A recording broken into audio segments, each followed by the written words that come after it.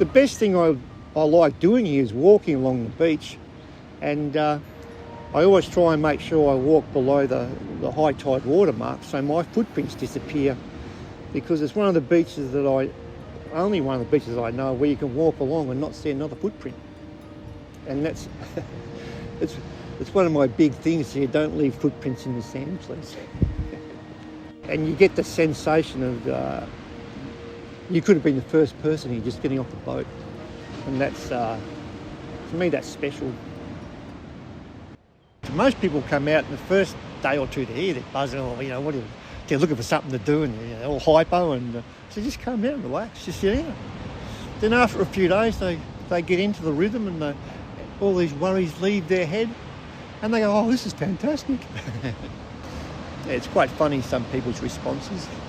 But I'm sure there's people that would come out here and go nuts. Just the fact that there's nothing here. When I first got here, I thought, oh, this is great. No one here. Is that the attraction? Yes, it is. It's the main attraction. But I thought, well, I thought, geez, it's bloody dry, because I was here in summer. But geez, it's hot. But it was great, because I used to walk everywhere.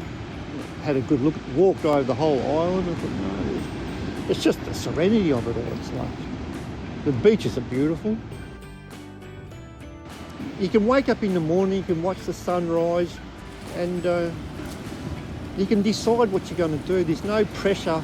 There's no pressure on us to do anything. Like, when I'm here on my own, if I'm not doing anything some days, I feel guilty. I said, what am I feeling guilty for? And I think it's just how you've been brainwashed in the city. You're supposed to do this. That's how you're brought up. You have to go to work. You have to make money. You make money to pay your bills. And then at the end of it, it's you die. And what really brought that home was watching my brother die. It's like, what was all that worth? He just retired. He's about to go on his holiday, and he never made it. And I know so many other people now that's happened to us. That, well, why? I mean, we don't need all this stuff we think we need. I mean, we live out here on virtually nothing. You don't have to change your clothes every day.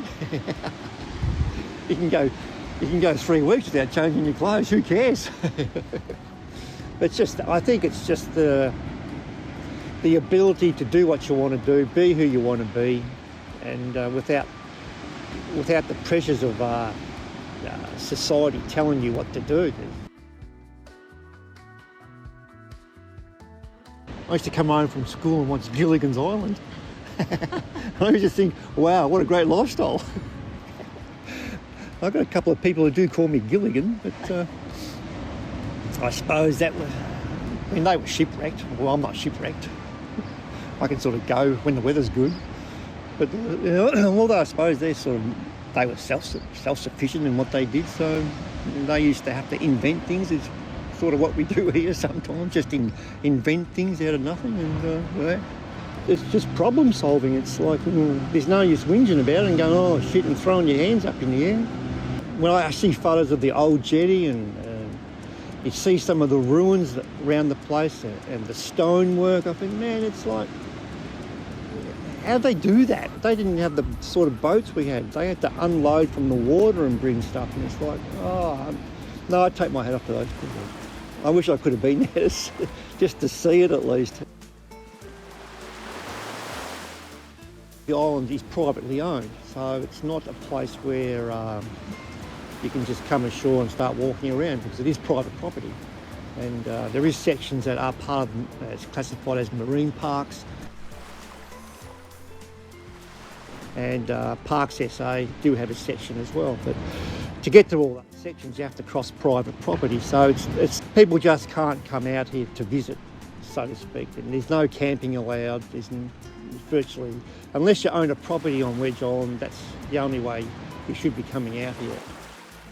Wallabies were introduced, bettongs were introduced, wombats were introduced, I mean, like emus, they were introduced.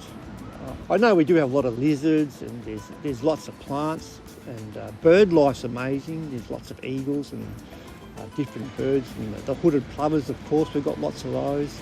The white-faced storm petrels, they come in once a year to breed, and this is one of their main breeding sites, I believe, and because those storm petrels live at sea their life, they come in here and breed, and off they go again. All the landowners, we all contribute to maintaining the island. We have a big weed problem here, and we recently just had a big working bee, which we do probably once a year now. And so, island people do come out here. They want to protect the island too. So it's great that way. We all chip in and we all contribute, either money-wise and labour-wise, and we're trying to actually look after the island. It's at peak time when everyone's in their houses. You've probably got, you might get 10, 12 people, which is a lot. You might have 3 cars driving around at the same time on the island, so you've got to be careful.